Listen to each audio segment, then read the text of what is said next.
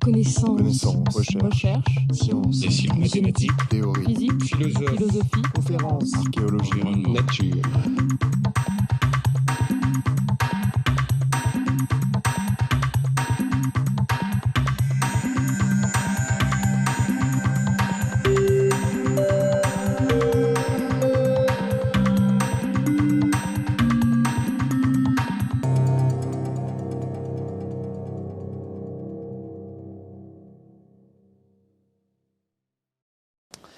Chers collègues, cher Ismail Serageldine, vous êtes le troisième titulaire de la chaire Savoir contre pauvreté, créée avec l'aide de l'Agence française de développement, dont je salue ici la présence de son nouveau directeur, M. Dov Zera. Cette chaire a pour but de mobiliser les savoirs pour combattre les grands problèmes de la pauvreté, c'est-à-dire les problèmes de la majorité de l'humanité. L'enseignement de cette chaire est assuré par des scientifiques qui savent s'adapter aux différents terrains d'intervention et qui sont désireux de formaliser, de partager et d'enseigner leur savoir. Après Esther Duflo sur la question de l'économie du développement, puis de Peter Piot sur le combat contre le sida à l'échelle mondiale, vous aborderez dans votre cycle d'enseignement au collège une autre question vitale, celle de la faim et de la sécurité alimentaire dans le monde. À la suite de vos études d'ingénieur à l'Université du Caire aussi je dirais, c'est un lapsus qui est heureux, vous avez obtenu un doctorat en économie à l'Université de Harvard. Dès 1972, vous avez occupé de nombreux postes liés au développement au sein de la Banque mondiale, en dirigeant notamment une série de programmes en Afrique occidentale et subsaharienne. Ainsi, avez-vous accumulé une grande expérience de terrain sur la faim et la pauvreté en milieu rural et urbain. Vous avez par ailleurs présidé des groupes de travaux internationaux majeurs comme le groupe consultatif sur la recherche agricole internationale, le groupe d'assistance aux plus pauvres. Depuis toujours, vous avez montré un engagement inébranlable en faveur de la science du développement. Vous dites, et je vous cite, « Il est inconcevable de dénombrer 1 milliard de personnes souffrant de la faim dans un monde aussi productif et aussi interconnecté que le nôtre. Il est temps d'utiliser notre savoir scientifique, dites-vous, et les avancées technologiques pour relever les grands défis écologiques et pour assurer que tous les hommes jouissent de leurs droits humains à la sécurité alimentaire. » Et vous ajoutez qu'il faut transporter les nouvelles pratiques technologiques de laboratoire au terrain et veiller à ce que les ressources financières de la recherche, notamment agronomiques, soient mobilisées pour s'attaquer aux problèmes des pauvres. Je voudrais donner un témoignage concret de votre vue à long terme et de votre engagement en citant l'avertissement que vous avez lancé en 1995 sur les ressources en eau de la planète. Les guerres de ce siècle, disiez-vous en 1995, auront été bien souvent des guerres de pétrole. Mais les guerres du siècle prochain, nous y sommes, seront des guerres de l'eau, à moins que nos comportements vis-à-vis de la gestion de l'eau changent. Et vous avez œuvré pour la création d'organismes mondiaux s'occupant de cette question, comme la Commission mondiale sur l'eau au XXIe siècle, et grâce à vous, l'eau est dorénavant inscrite à l'ordre du jour des grands problèmes du développement international. Vous êtes actuellement directeur de la Bibliothèque d'Alexandrie, qui constitue un véritable phare dans le Moyen-Orient et dans une bonne partie de l'islam. Vous en avez fait un lieu culturel majeur et une plateforme où l'on débat de différents aspects du développement, comme le rôle des biotechnologies dans l'agriculture. Votre voix est d'autant plus forte qu'elle s'élève d'Égypte et non de nos pays riches, parce que courageusement vous avez décidé de mettre vos compétences au service de votre pays et des pays émergents. Votre enseignement au Collège de France sera disponible en version électronique, en audio, en vidéo, en français, en anglais, et grâce aux possibilités qu'offre l'Agence française de développement, nous pourrons faire venir au collège des jeunes chercheurs et des enseignants provenant de pays émergents pour suivre vos cours en janvier prochain. C'est une première. Un grand merci donc d'avoir accepté de nous faire bénéficier de votre enseignement et de votre expérience sur un sujet aussi important et qui nous tient à cœur. Merci beaucoup.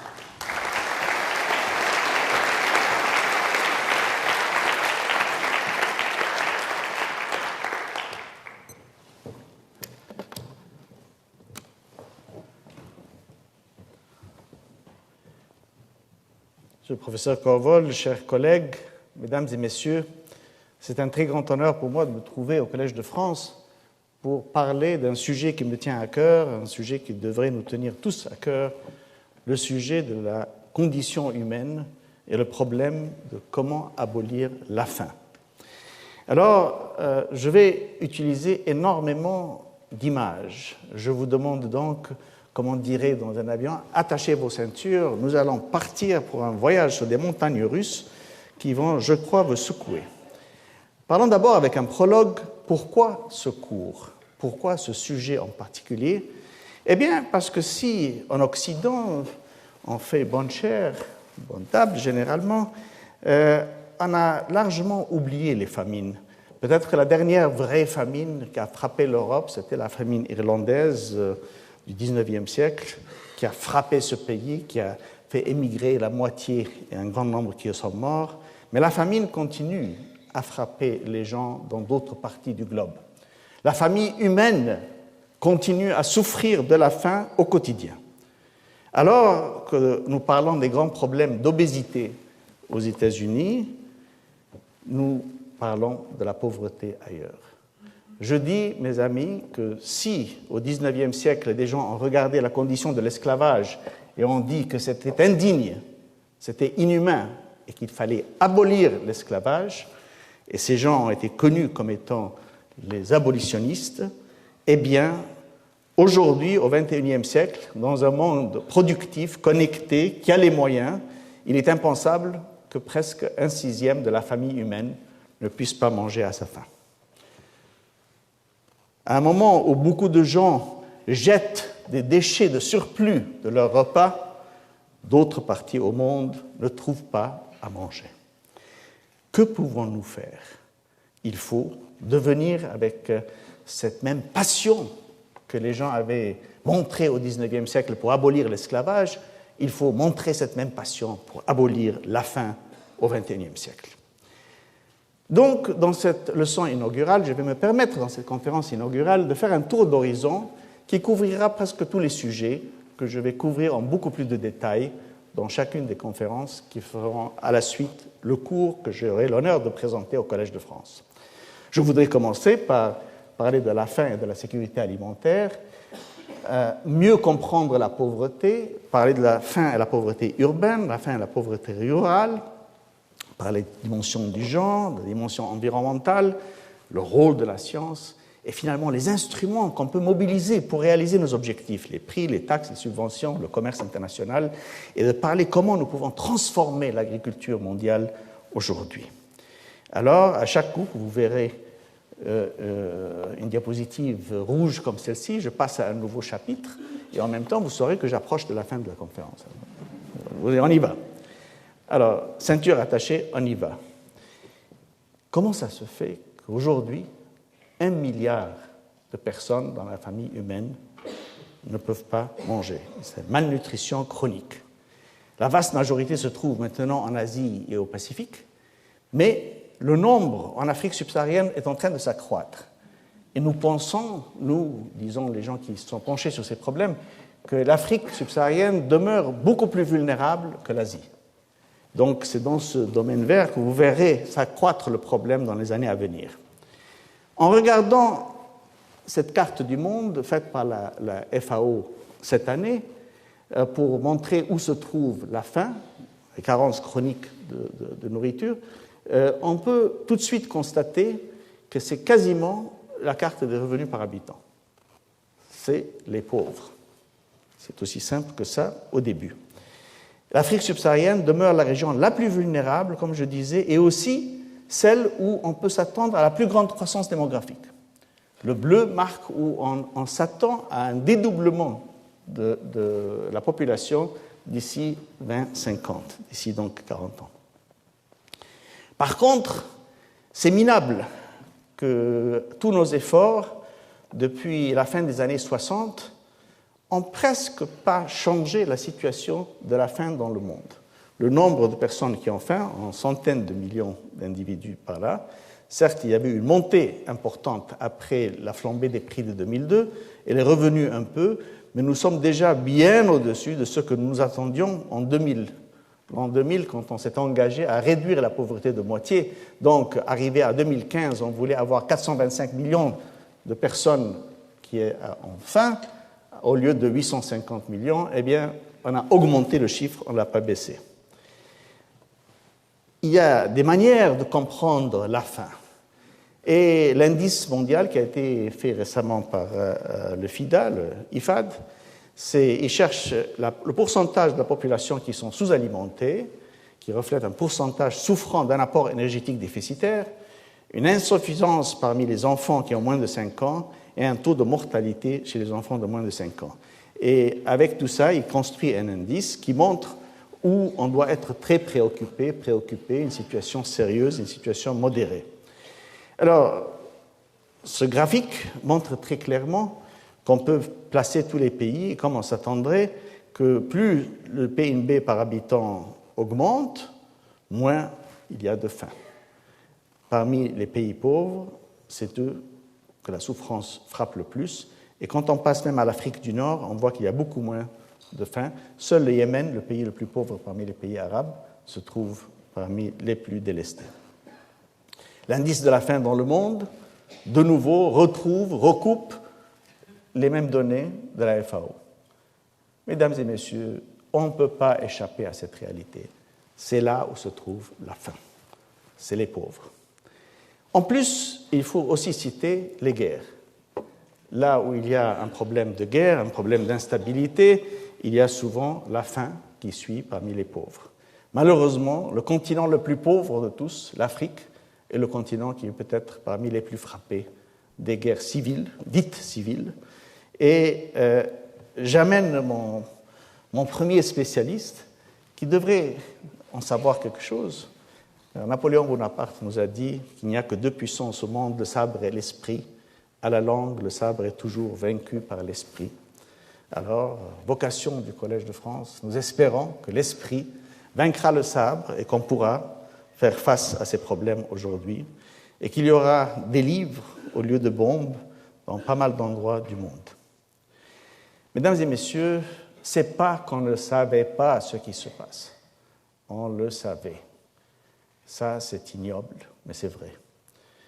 Ces chaînes humaines de déchets humains qui cherchent à manger ont frappé le monde depuis l'année 83 où la BBC avait fait un grand documentaire sur l'Éthiopie. La qualité de la nourriture qui a été couverte par tous les grands médias nous laissait savoir qu'il y avait des gens qui étaient trop faibles, trop pauvres pour même arriver à la nourriture. Et cette photo, qui a reçu le Pulitzer Prize en 1994, montre cette petite fille qui est trop fatiguée pour arriver à la nourriture et le vautour qui attend qu'elle meure pour s'attaquer à elle. La photo a reçu le prix du Pulitzer Prize, le plus grand prix des médias en Amérique.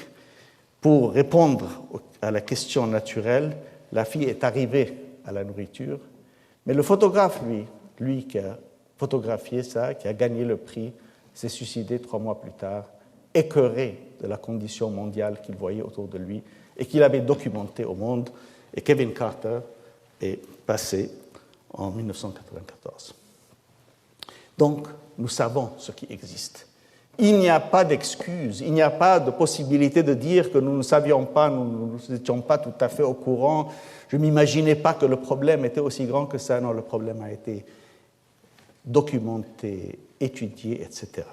Comprenons donc les causes de la faim. Voilà. L'extrême pauvreté. C'est la cause principale de la faim.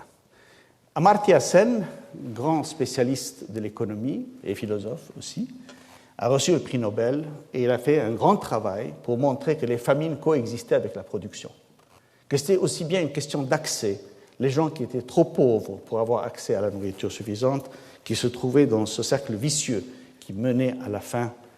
Et pour cela, un autre prix Nobel, Norman Borlaug, qui a fait la révolution verte dans les années 70, Norman, lui, il augmentait la production et aussi il comprenait très bien la question d'accès. Il disait qu'avec l'augmentation de la production, les prix baissent, donc il y aura plus de gens qui auront accès. Si la production est faible, les prix montent et il y a moins de gens qui auront accès. Donc pour définir la sécurité alimentaire, c'est assurer à toute personne et à tout moment un accès à la nourriture dont elle a besoin en quantité et en qualité suffisante, produite de manière durable. Car si on détruit tout l'environnement pour essayer de produire les résultats de cette année, on n'aura pas pour l'année prochaine, l'année d'après, donc il n'y a pas de sécurité sans développement durable. Et la nourriture, soit vous l'achetez, soit vous la produisez vous-même. Il n'y a pas vraiment une troisième manière. Et donc, ce n'est pas seulement une question de production, mais c'est aussi une question d'accès. Et ce n'est pas seulement le résultat du point de vue du montant de production qui a eu lieu, mais la manière dont il a été produit, il faut que ça soit produit de manière durable. Ce n'est pas la présence d'une technologie, mais une stratégie et une politique qui permet d'adopter ces technologies là où on en a besoin. Ce n'est pas les équilibres mondiaux, parce que ça se passe dans certains pays, comme vous l'avez vu dans la carte du monde, c'est bien marqué là où ça se trouve, les famines du monde aujourd'hui.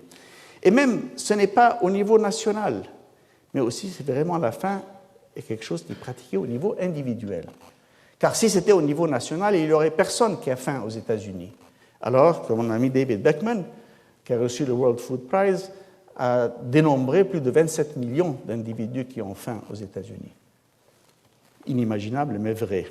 Et ce n'est pas seulement le monde rural, c'est devenu maintenant le monde urbain. Notre monde est un monde urbain. Et ce n'est pas seulement le montant de nourriture qu'on a, la quantité de nourriture qu'on a, mais c'est le contenu nutritionnel de cette nourriture qui compte beaucoup pour la santé de l'individu. Donc vous voyez que la complexité de la sécurité alimentaire a besoin de s'attaquer à beaucoup de problèmes en même temps. Ce qui fait que souvent les débats sont faussés. Alors, si on regarde le court terme, moyen terme et long terme, et le local et le mondial, il y a des gens qui vous diront « Oh, mais ce n'est pas un problème de production, pourquoi vous parlez de production? Il s'agit de l'accès, de la nutrition. » C'est vrai au court terme, on n'a que ça, mais par contre, au long terme, il faut une production durable et un commerce mondial équitable. Il y a donc beaucoup de défis à relever, parce qu'au-delà du milliard qui ont faim aujourd'hui, on s'attend à une augmentation importante de la population. 98% de cette augmentation sera dans les pays les plus pauvres. Donc, elle va accroître le défi. Et en plus, comme vous pouvez le voir, l'Asie-Pacifique, évidemment, représente la vaste majorité. Mais si on regarde aux jeunes, ceux qui vont former les ménages, les jeunes entre 15 et 24 ans, entre 1950, voilà l'Afrique, et en 2050, voilà l'Afrique. C'est là où se trouve le grand défi. Et c'est en Afrique, aujourd'hui, où on a les endroits les plus frappés de famine dans le monde, comme on peut le voir ici sur cette carte. Il est clair que la vaste majorité des besoins, donc, du point de vue production nutritionnelle, production calorifique, production de nourriture, sera dans les pays en voie de développement. Plus de 85% seront là-bas. Et donc, pour faire face à ce défi, le défi du lapsus qu'on a vis-à-vis du milliard qui ont toujours faim et de l'attente qu'on a vers les nouveaux qui vont venir dans le monde en voie de développement, il faut augmenter la production mondiale de plus de 40% d'ici 2030 et de 70% d'ici 2050. C'est un grand défi. Et donc, la production est une condition nécessaire, mais elle n'est pas suffisante pour garantir la sécurité alimentaire. Je crois que ça, c'est essentiel à soutenir. Mais pour augmenter la production, que pouvons-nous faire? Augmenter les surfaces cultivées et accroître le rendement. Et je crois que pour accroître les rendements biologiques, il faut améliorer la teneur des éléments nutritifs, intensifier l'agriculture et gérer les ressources d'une manière durable. Voilà des grands défis et qui nous sont soumis par un grand sage, le professeur Swaminathan, qui a dit il faut se rappeler toujours, pour les gens qui parlaient du développement durable, que nous vivons tous sur cette terre en tant qu'invités des plantes vertes et de ceux qui s'en occupent. Monsieur les grands scientifiques ici, vous savez très bien que sans ces plantes vertes, on n'aurait pas d'oxygène. Et sans elles, on n'aurait pas de nourriture, parce que finalement, si on mange de la viande ou on mange des herbes, tout se base sur les plantes vertes. Donc un plan d'action doit faire face à l'accroissement démographique, doit faire face à l'accès de tout le monde à la nourriture, doit faire face à la protection du patrimoine écologique, et la solution n'est pas donc de produire moins, mais c'est de produire autrement. On ne pourra pas dire qu'on va produire aux États-Unis et faire manger l'Afrique. Il faudra transformer la production agronomique de ce petit fermier en Afrique. Et là, il faut souligner, pour ceux qui ont travaillé dans le domaine de l'agriculture, que l'agriculture est un domaine extrêmement compliqué, où se recoupent toute une gamme de sujets, d'expertise sociale, économique et environnementale, aussi bien que dans les sciences botaniques elles-mêmes, et qui fait que la manière de juger les politiques et l'éventail de politiques qu'on doit suivre pour faire face aux besoins et aux défis agronomiques sont énormes et très compliqués. Et ça, ce n'est qu'un secteur, parce que comme vous le verrez, on a pas mal d'autres secteurs à gérer. Comment ? Eh bien, pour faire face à la sécurité alimentaire dans le sens que j'ai défini, pour faire face et abolir la faim du monde aujourd'hui, on a besoin de l'agriculture, de l'environnement, de questions sociales, politiques, participation, le genre, l'urbanisation, la pauvreté, l'infrastructure, l'économie, le commerce, la commercialisation, l'interface publique-privée, les finances, les crédits agricoles, n'oubliez pas, les questions locales, nationales, régionales, internationales, et beaucoup d'autres questions sont là. Et donc, mon symbole pour ce cours serait le cube de Rubik. Le cube de Rubik, comme vous voyez, n'est-ce pas, c'est très compliqué comme problème. Ça a l'air très simple au départ, mais c'est très compliqué comme problème.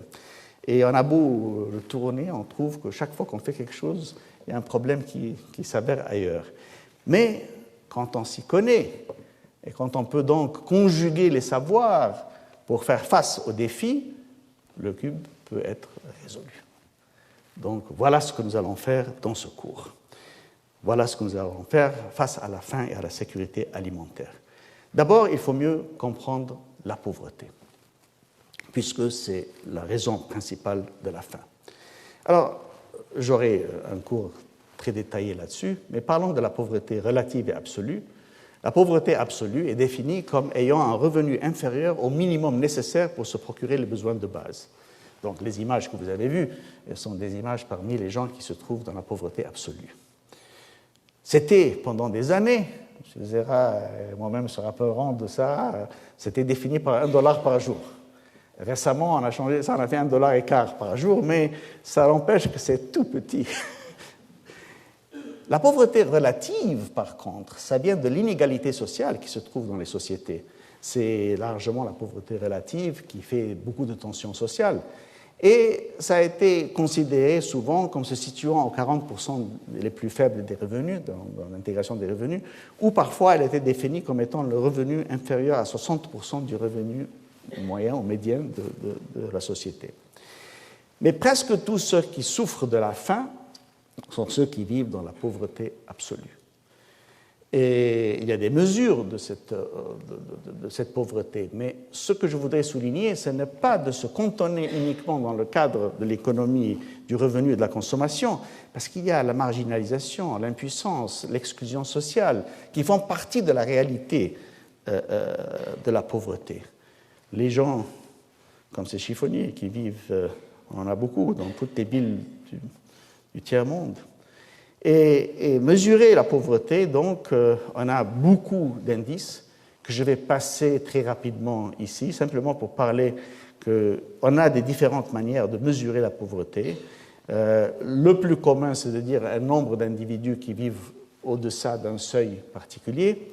On peut mesurer ça par la profondeur. Est-ce qu'ils sont tout près de ce seuil de pauvreté et il leur faut juste un coup de pouce pour qu'ils passent au-dessus, ou bien est-ce qu'il y a une profondeur réelle parmi les pauvres?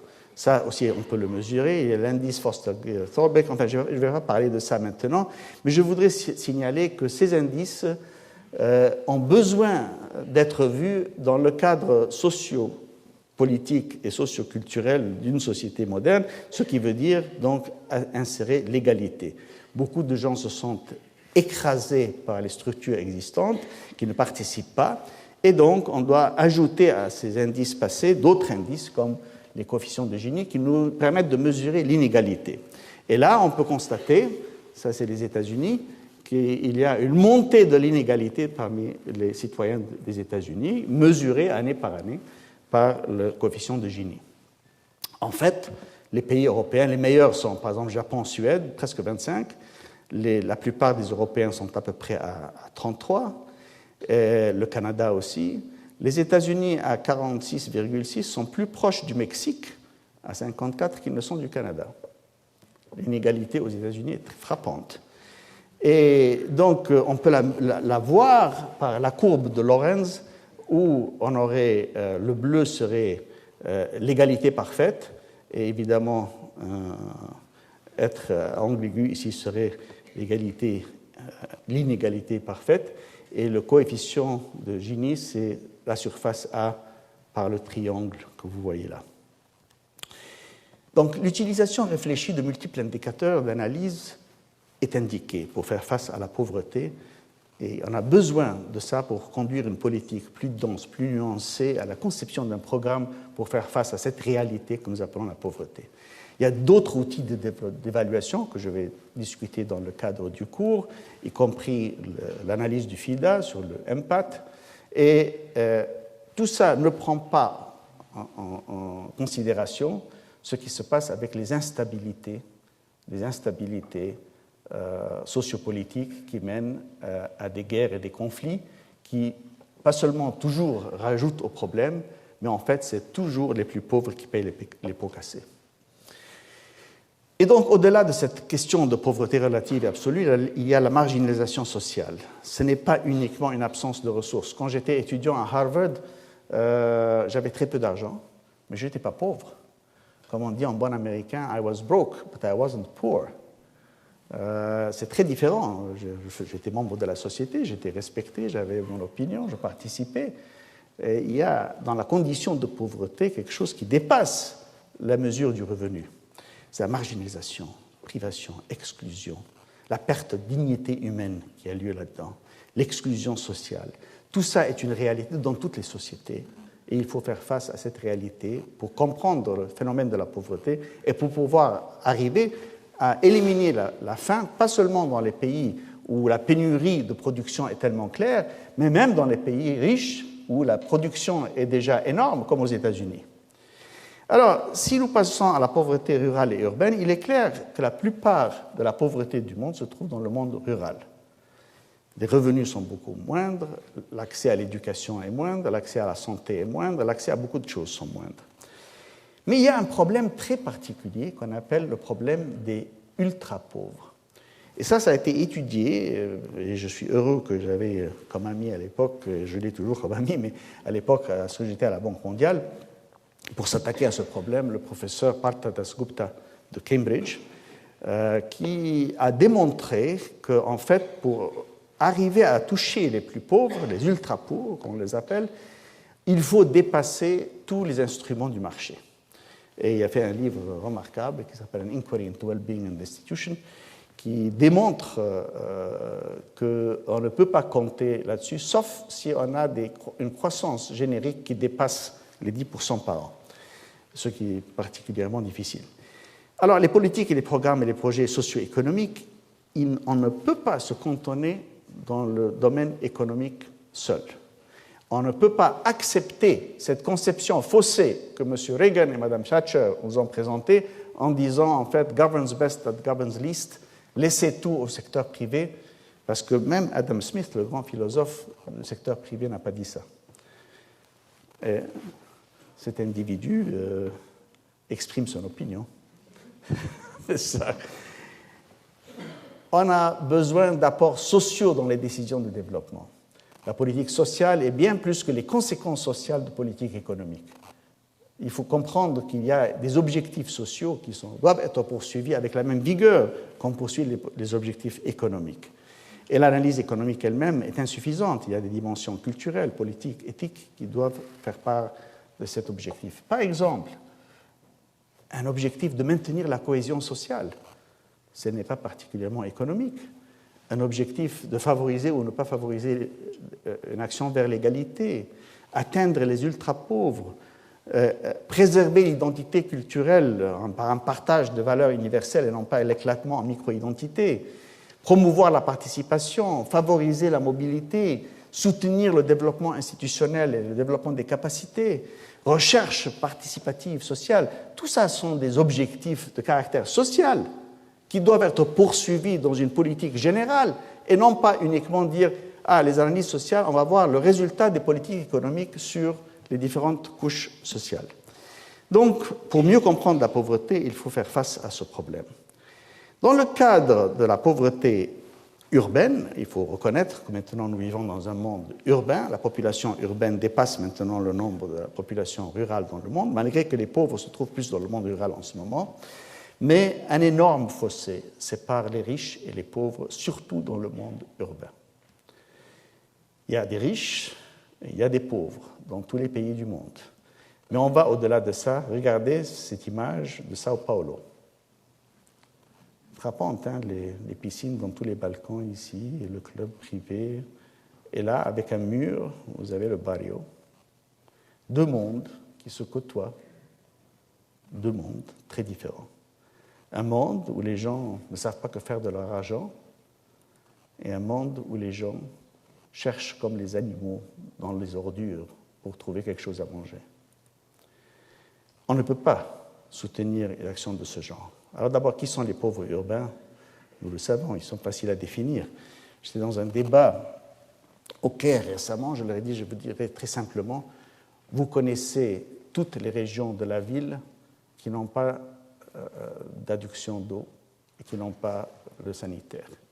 Voilà, les pauvres sont là. C'est aussi simple que ça, on n'a pas besoin de chercher plus loin.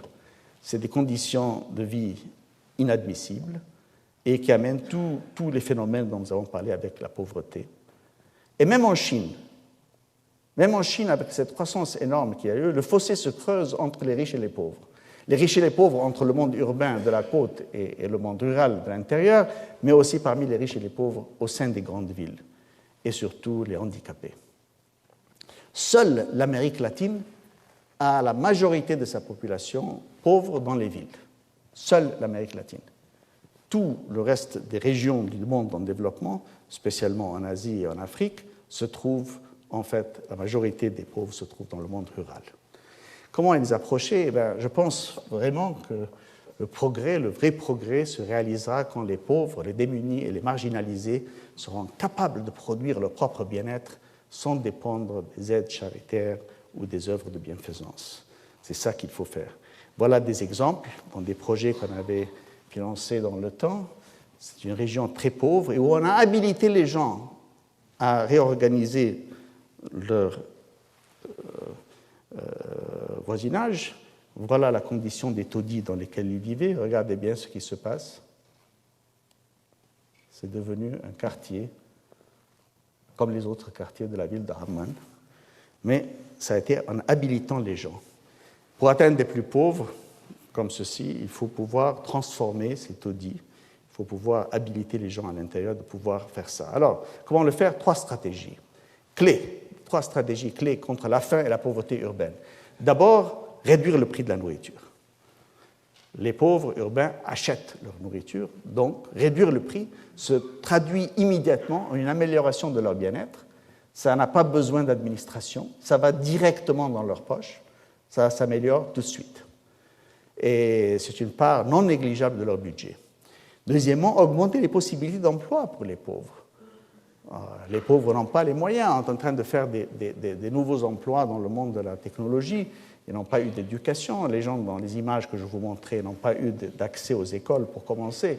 Donc il faudra trouver quelque chose d'autre, et surtout quelque chose d'autre dans le cadre de l'économie informelle pour les aider et accroître les rendements qu'offrent le genre et la compétence d'atout qu'ils possèdent, c'est-à-dire valoriser le travail. Plutôt que beaucoup de pays qui font en fait une discrimination en faveur du capital, il faut faire une discrimination en faveur du travail pour la création d'emplois. Ils sont capables de transformer des régions, ils sont capables de faire ce travail. Nous avons vu avec la microfinance, mon ami Mohamed Younes, fondateur de la Grameen Bank, lauréat du prix Nobel, qui ont créé des groupes de solidarité pour les microfinanciers. Ils ont été très utiles pour donner la parole aux femmes et en même temps réduire la situation de la pauvreté. Ces groupes de solidarité sont devenus des instruments sociaux, pas seulement des instruments économiques. Ila Bhatt, fondatrice de SIWA, l'Association des travailleuses indépendantes en Inde, a démontré aussi cela dans le monde rural aussi bien que dans le monde urbain. Et ce qui a été frappant, et j'ai eu l'occasion de visiter tous ces endroits, ça a été en fait que ces femmes que vous voyez là sur le rapport annuel de SIWA, pas seulement elles ont amélioré leurs conditions économiques, mais elles deviennent politiquement actives, elles participent dans la société. Donc c'est une manière de faire basculer cette marginalisation qui avait lieu avant ça pour les faire participer aux problèmes sociaux, économiques de leur vie. Et il faut revoir l'économie informelle. On n'a pas suffisamment penché sur la question de comment soutenir les activités informelles. Et Hernando de Soto et d'autres amis ont travaillé là-dessus longuement. Ça, c'est un dentiste que vous voyez là. C'est un dentiste en Inde. Et il y a ceux qui préconisent l'agriculture urbaine. Dans les espaces ouverts, dans les villes, on devrait trouver moyen de pouvoir produire de la nourriture. Et même dans certains endroits comme Detroit, qui est une ville qui a été vidée et qui a perdu presque un tiers de ses habitants, il y a tous ces espaces rouges qui sont vides et les gens qui disent pourquoi est-ce qu'on ne les transformerait pas en fermes locales pour faire de la nourriture pour les gens. Il y a ceux qui vont au rêve des villes métaboliques, etc. Mais laissons cela, il faut faire face donc aussi à la condition du monde rural. Constat effarant. De nombreux pauvres dans le monde rural achètent leur nourriture. Si vous regardez bien, seulement, ça c'est le pourcentage à 100%, seulement le nombre en vert ici sont des vendeurs de production de nourriture. Les bleus sont en autosuffisance et tout le reste achète. Le rouge est urbain et le jaune sont les petits fermiers, mais qui doivent complémenter leur production en achetant de la nourriture. Bon, donc, réduire les prix et améliorer le contenu nutritionnel, comme on disait pour les pauvres urbains, s'applique aussi là, mais pas tout à fait. Alors, améliorer le contenu nutritionnel est très important, il y a d'énormes avantages pour la santé. Le bio-enrichissement n'est que le début, peut-être même qu'on pourra faire des vaccins combustibles. On a vu avec le travail de Ingo Potrykus et de Ron Bayer la possibilité de faire quelque chose pour le riz doré. Mais comment réduire les prix sans nuire aux pauvres fermiers qui produisent la nourriture? Voilà le grand défi. Et pour faire face à ça, voilà, le cube de Rubik est en train de tourner comme ça, vous voyez, hein? Attention. Alors, comment est-ce qu'on va faire ça? Eh bien, la réalité, c'est en fait qu'il faudra augmenter la productivité du petit fermier plus vite que la chute des prix n'aura lieu. Comme ça, son revenu s'améliorera et la production augmentera et les prix baisseront. Comment faire ça? Il faut réformer les politiques et les marchés. D'abord, il n'y a pas d'investissement dans le monde rural. Vous voyez bien le manque de routes, le manque d'écoles. Imaginez-vous ces enfants sans pupitre, sans rien. Problème de la vulnérabilité. Il y a le problème des pauvres ruraux sans terre qui travaillent un jour et mangent, et le jour où ils ne travaillent pas, ils ne mangent pas. Ils ont faim. Et en plus, beaucoup vivent dans la précarité, la baisse des prix est dévastatrice, et le changement climatique est en train d'accroître leur vulnérabilité. Les gens qui me disent « Oh, ils n'ont qu'à travailler plus », je leur disais « J'aimerais bien vous prendre avec moi visiter le Sahel. » Voilà, dans un village comme ça, qu'est-ce que vous allez faire? Autre que d'attendre les pluies pour produire quelque chose, qu'est-ce que vous allez faire? Le plus proche village est de 12 km. Entre 12 et 20 km. C'est en éparse. Qu'est-ce qu'ils vont faire, ces gens, pour trouver des moyens de vivre, si ce n'est dépendant de la terre? Or, la pluviométrie change, mais en général, elle est en train de baisser. Au long terme, elle est en train de baisser. Donc on peut s'attendre qu'il y aura des immigrations de ces individus vers les villes. Et il faut amener la recherche agronomique vers ces gens-là pour résoudre leurs problèmes plutôt que de les laisser pour compte, ce qui est en train de se passer aujourd'hui. Les petits agriculteurs dans le monde sont l'instrument essentiel de cette transformation par le bas qui va changer la faim, qui va abolir la faim. Ils représentent la majorité des agriculteurs au monde, le degré de pauvreté est disproportionné et leur productivité doit augmenter plus vite que la baisse des prix, comme je disais.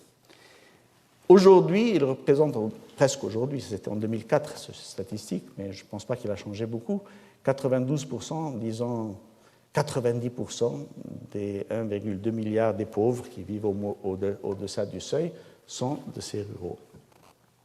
Ils sont frappés par la mondialisation, y compris que les supermarchés dans les villes des pays en voie de développement ne veulent pas leur acheter.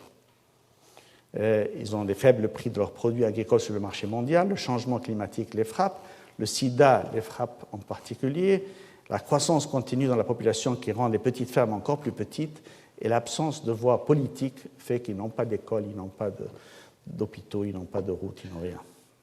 Et pour un plan d'action, donc, il faut chercher les points névralgiques du système et choisir des interventions qui auront un maximum d'impact.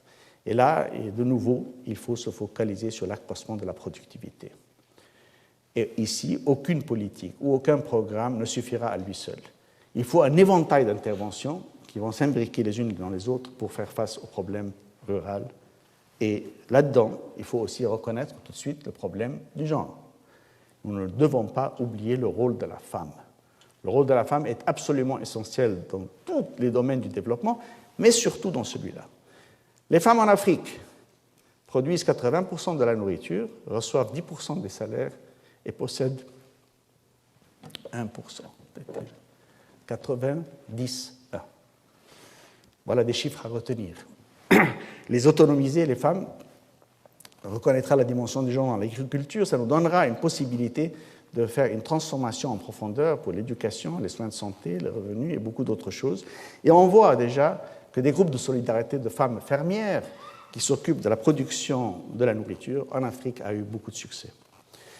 Quant à la dimension environnementale, j'aimerais dire seulement quelques questions, je ne vais pas en parler longuement, j'aurai l'occasion d'en parler plus tard dans le cours.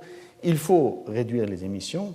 Évidemment, nous avons vu tous les photos des glaciers, nous avons vu tous aussi les photos des ouragans, mais ça, c'est une photo que j'aime bien, elle vient pas d'un grand traité scientifique, mais c'est du National Geographic. Ça, c'est les ouragans qui ont eu lieu de 85 à 94, et ça, ce sont les ouragans qui ont eu lieu de 95 à 2004. 2 décennies qui se suivent, vous pouvez voir, je crois, le changement qui a eu lieu. Est-ce possible que ce soit un phénomène naturel? Non, parce que si vous voyez, voilà la modélisation qui a eu lieu, et le noir, c'est ce qui a été vraiment des observations réelles. En bleu, c'est si on se maintenait à une conception d'un phénomène naturel. En rouge et rose, c'est pour l'anthropogénique et le naturel.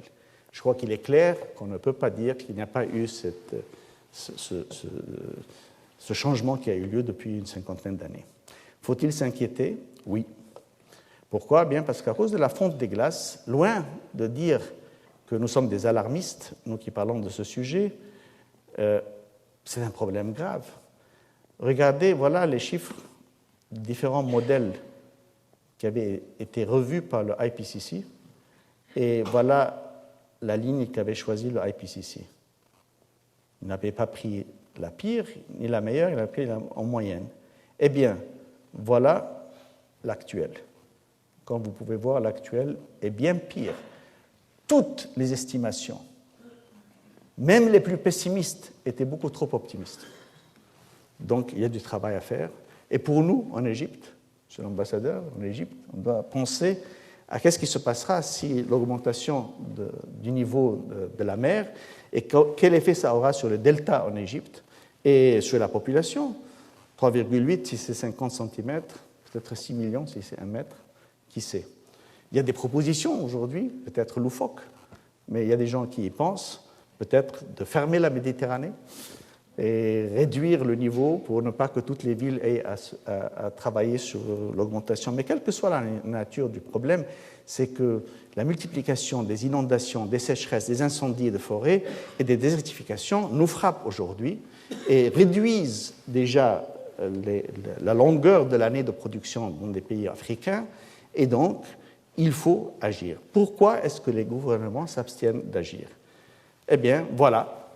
Ça, c'est le nombre de lobbyistes au Congrès américain qui montre qu'entre 2003 et 2008, en préparation pour Copenhague, le nombre en rouge, c'est 2008, en 2003, c'est en jaune, et voilà, il a changé de 320 à 1600 contre le changement climatique, parmi que les environnementalistes ont changé de 55 à 160. Ce qui fait qu'il y a 3 lobbyistes par législateur contre le réchauffement climatique et qui sont 10 fois plus nombreux que les lobbyistes de l'environnement au Congrès américain. Ce n'est pas surprenant qu'il y a ce doute qui continue.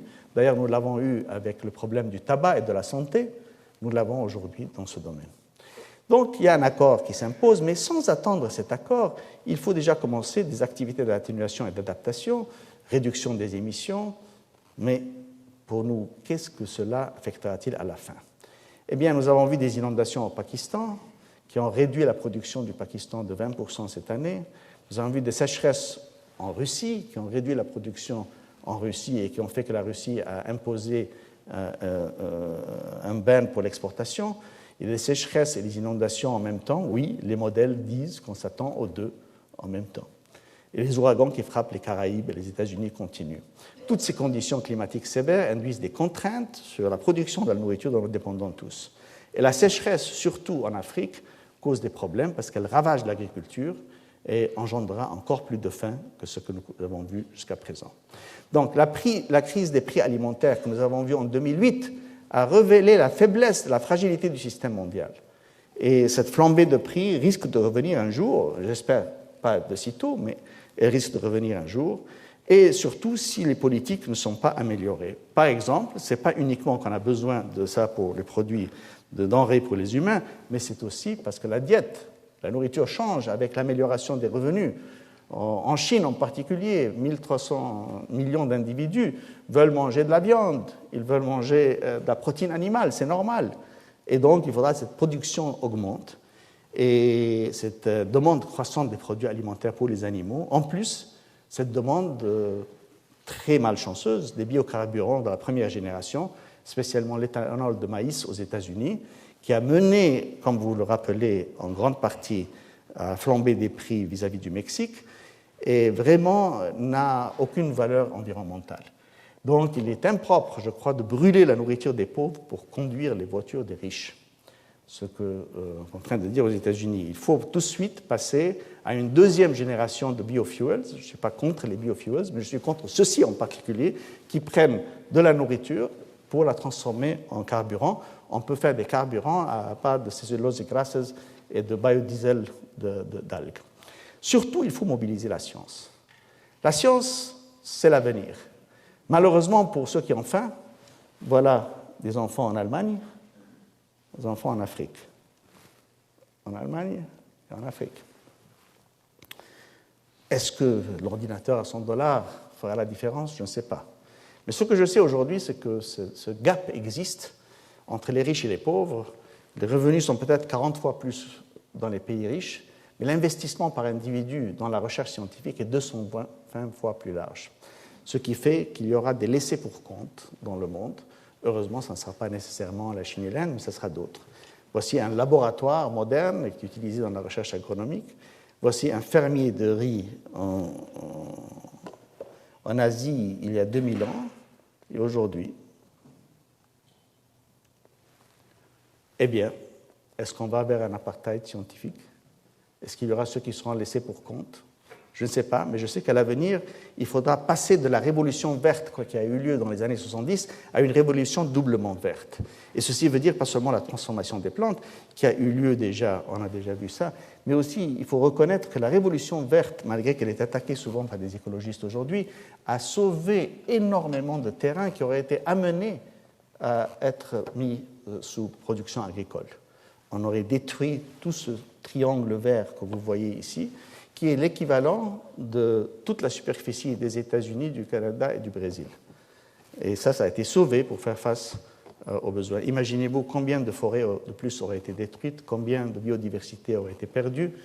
Et cette recherche scientifique qui a fait cette révolution culturelle et de production, la révolution verte, continue à grandir.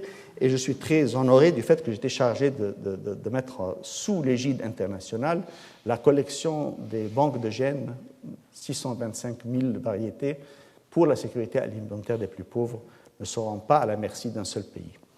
Ils sont sous la gestion de 183 pays.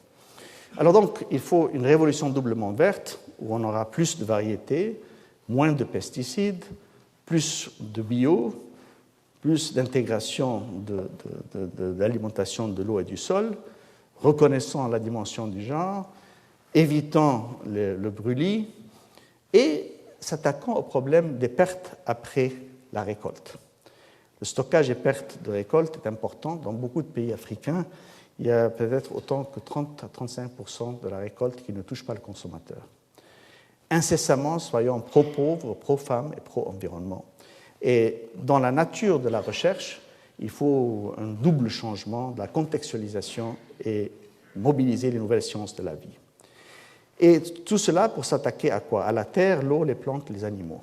La terre, c'est un sujet qui va être passionnant à un moment donné, on en parlera, mais nous savons déjà que nous avons transformé beaucoup de systèmes de la terre. Plus de 43% des terres sont transformées par les humains. Il y a une érosion du sol qui a lieu. Pour l'eau, elle constitue également un grand souci, mais peut-être un chiffre que les gens ne connaissent pas, c'est que 10% de la production des céréales du monde dépendent de prélèvements irréguliers des eaux souterraines, ce qui fait que les nappes phréatiques baissent. Et on est en train de creuser, voyez, ça c'est au Sahel. On creuse pour arriver juste en bas, trouver quelques gouttes d'eau. Et puis, avec ça, la sécheresse, la désertification qui a lieu. Et puis, la marginalisation continue. 1 calorie égale 1 litre d'eau.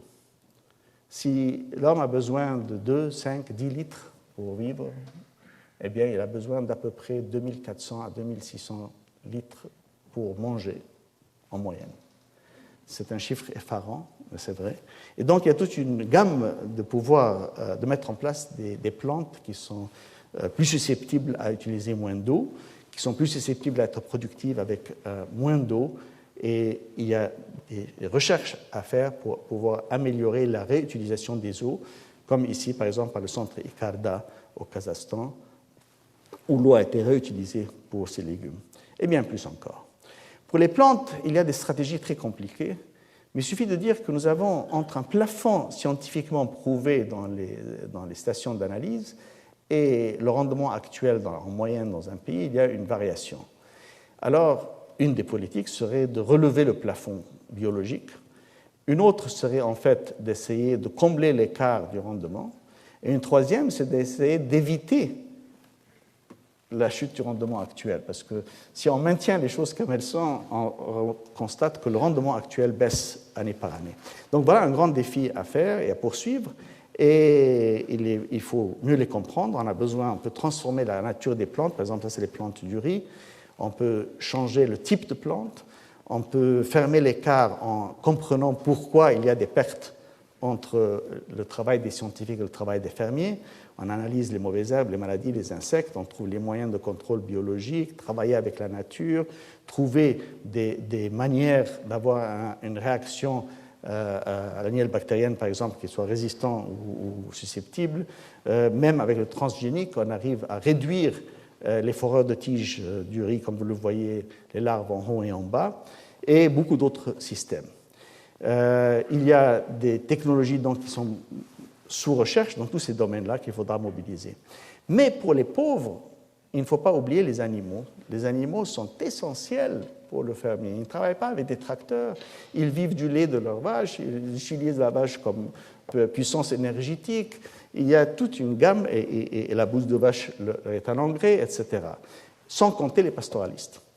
Il y a évidemment les ressources aquatiques qu'on a à peine touchées dans notre monde aujourd'hui. On continue à voir, on a commencé par du travail d'artisanat comme ça, Et puis, on a fait une grande technologie pour faire des usines flottantes, plutôt que de chercher des systèmes de production aquatique nouvelles. Et on n'a pas suffisamment pris garde à la perte de la biodiversité dans les récifs coralliens. Donc il y a beaucoup à faire dans la science. Mais qu'en est-il de la biotechnologie? C'est un domaine qui a, évidemment, à cause des OGM, a fait beaucoup de débats. Il y a beaucoup de promesses et beaucoup de périls. Malheureusement, les médias, après Dolly, ont complètement faussé le dialogue. La plupart des gens ne savent pas pourquoi Dolly était importante, mais ça, c'est une question différente. On constate qu'il y a une augmentation réelle du nombre d'hectares sous production par OGM dans le monde. Dans beaucoup de pays, il y a déjà un grand nombre de pays en voie de développement.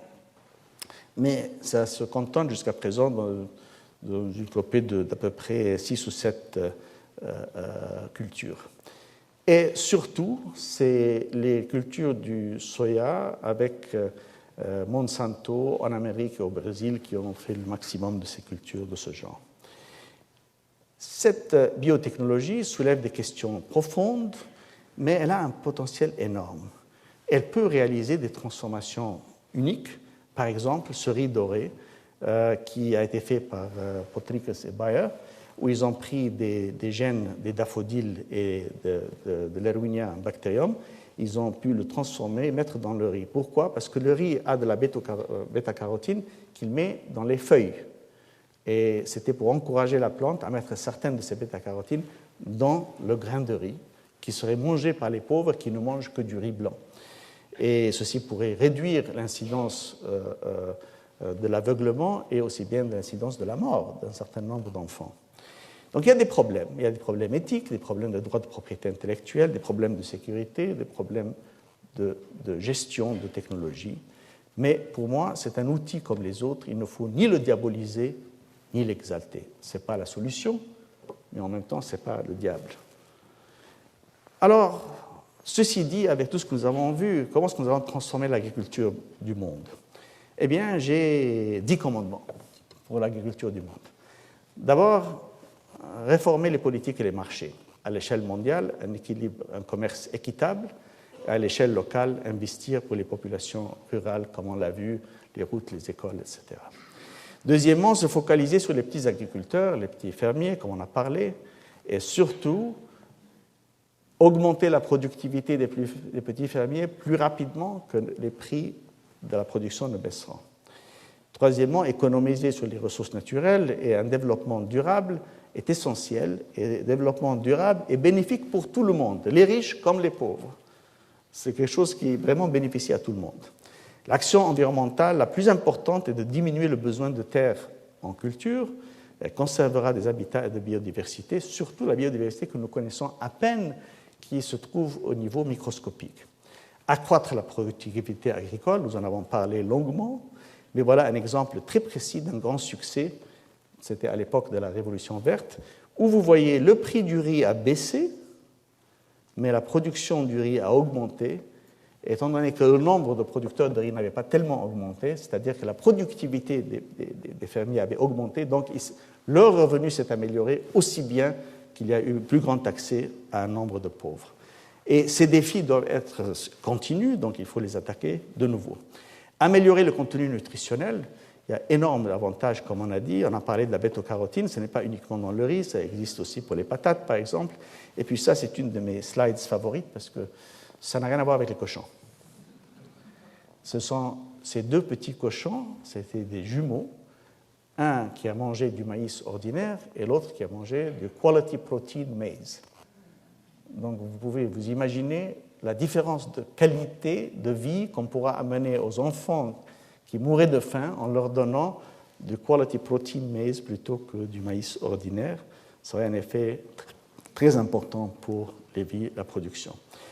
Il faut s'attaquer à la vulnérabilité. Les plus pauvres sont les plus vulnérables, que ce soit les inondations ou la sécheresse, ou même les sauterelles.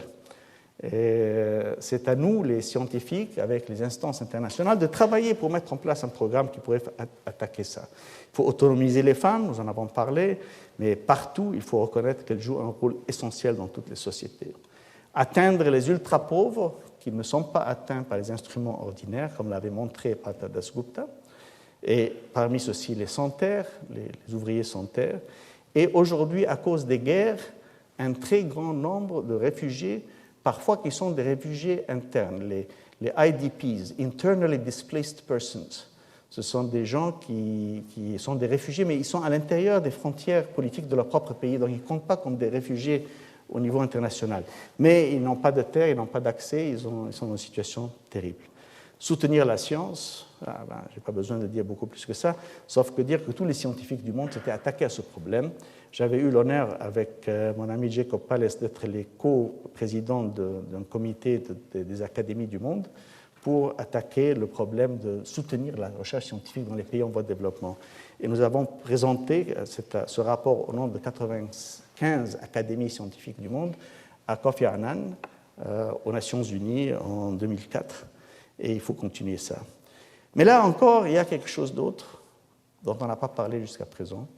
C'est en fait que les déclarations, les discours, les plans, les objectifs ne sont pas égaux à l'action. Regardez, en 1963, le président Kennedy, à un premier sommet s'attaquant au problème de la faim, disait « Nous avons la capacité d'éliminer la faim de la surface de la Terre au cours de notre vie, il ne nous manque que la volonté. » Et là, mon ami Zapiro montre ce cartoon disant qu'à l'Union africaine, ils ont anglais, arabe, arabe, français, anglais, swahili, etc. Et discours en action, et il manque un traducteur. Donc, pour réaliser nos objectifs, nous devons faire face à tout ça et aussi mettre en place les problèmes de comment, avec tout ce que nous pouvons connaître, tous ces savoirs, conjuguer ces savoirs, est-ce que nous arriverons à transformer, à abolir la faim? Eh bien, il y a 3 modèles qui sont vus. J'appelle ça modèle la mère Teresa, qui dit « Oh, il y a un manque de solidarité, d'altruisme dans la société, il faut que vraiment tout le monde y mette du sien. » Et puis, il y a le modèle Banque mondiale, qui regarde tout comme étant des transactions. Donc, il y a des problèmes de marché qui ne marchent pas bien. Là, il faut ajuster les marchés, accès, etc. Et puis, il y a ceux qui, comme Marx, disent qu'il y a des relations de pouvoir qui comptent. En définitive, si les riches contrôlent le Parlement, les lois ne vont pas passer qui sont bénéfiques aux pauvres, etc. Eh bien, en vérité, là, ces 3 manières de voir la société sont chacune en partie réelle et en partie juste. Et elles aussi ont besoin, du point de vue méthodologie, un peu de Rubik là-dedans pour résoudre les 3 ensemble. Les politiques comptent, elles comptent énormément. Regardez, souvent mes amis à la Banque mondiale me disaient il suffit de s'occuper de la croissance, la pauvreté sera chargée par elle-même. Voilà, ici on voit baisse annuelle de la pauvreté, ici on voit croissance annuelle du PIB. Vous voyez, c'est très clair. Pour moi, je disais non, regardez là. Pour la même croissance annuelle, vous avez un groupe de pays qui a 3 fois plus de réduction de pauvreté qu'un autre groupe de pays. Donc, il ne faut pas simplement regarder cette lignée, il faut voir l'autre. Développement durable n'est pas synonyme de mal-être. Revenu et la santé. Regardez ça. Si je regarde, nous savons tous, les plus riches vivent plus longtemps, ça c'est pas surprenant, mais voilà toute une série de courbes, une famille de courbes qui a été faite pour toute une période de temps. Et ce qui est frappant, c'est qu'en fait, ce n'est pas une ligne droite, ce qui veut dire que si avec 1 000 $ par individu contre 20 000 $ par individu, on peut avoir à peu près 80% du bien-être. Pour 5% des revenus, on peut avoir 80% du bien-être. Mais plus important que ça, c'est le fait que si je regarde, et si j'étais resté sur ce que je savais, le laisser-faire habituel de 1950, il y a eu une amélioration constante pour les mêmes 1 000 $ par individu. Une amélioration constante au fil des années. Comment ? Parce qu'on a changé de politique, il y a eu des vaccinations d'enfants, on s'est focalisé sur la mortalité infantile, sur comment éradiquer la faim parmi les enfants. Et constatez donc qu'avec le même niveau de ressources, avec une meilleure compréhension, une mise en place donc de la conjugaison des savoirs, on a pu avoir une amélioration que si j'étais simplement resté sur la même courbe, aurait eu besoin de 8 fois plus de revenus pour avoir le même résultat. Donc, ce n'est pas vrai qu'il faut attendre le résultat du développement. On peut s'attaquer tout de suite au problème de la pauvreté. Et il faut faire face au problème de l'injustice qui a lieu dans le monde. Voilà les États-Unis, les subventions agricoles. Je ne vais pas parler des subventions agricoles européennes, mais le top 1% des États-Unis reçoit 23% des versements. Les 90% des fermiers reçoivent 13% des versements. Donc vous voyez que ça bénéficie surtout aux riches et aux grands et non pas aux pauvres.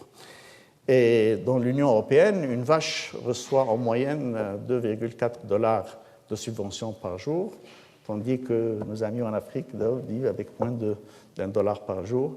Et certains nous disent, compétition, compétition, il faut que ça soit à égalité. Bon, ce n'est pas tout à fait égalité, quoi, compétition, compétition. Donc, conclusion, mesdames et messieurs, tous les éléments sont essentiels, tous sont une manière de résoudre ce problème. Une fois qu'on arrive à conjuguer ces savoirs ensemble, nous arriverons à une solution qui peut nous permettre d'abolir la faim.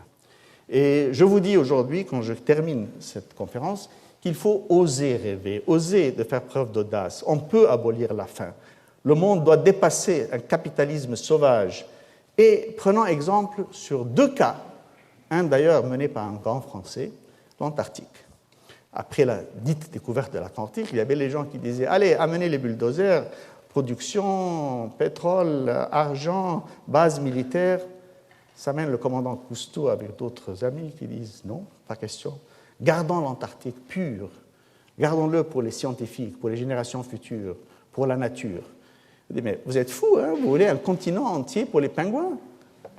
Il a dit « Oui. » Et on l'a eu. On l'a eu, l'Antarctique, pour les pingouins, malgré les bases militaires, malgré les intérêts économiques. En 1963, lorsque j'étais étudiant, Martin Luther King, dans sa grande réunion à Washington, a dit « J'ai un rêve. J'ai le rêve qu'un jour, mes enfants vivront dans une nation où ils ne seront pas jugés par la couleur de leur peau, mais par leur caractère. » Et ça est arrivé. On n'aurait pas pu croire que ça serait arrivé aux États-Unis, mais c'est arrivé.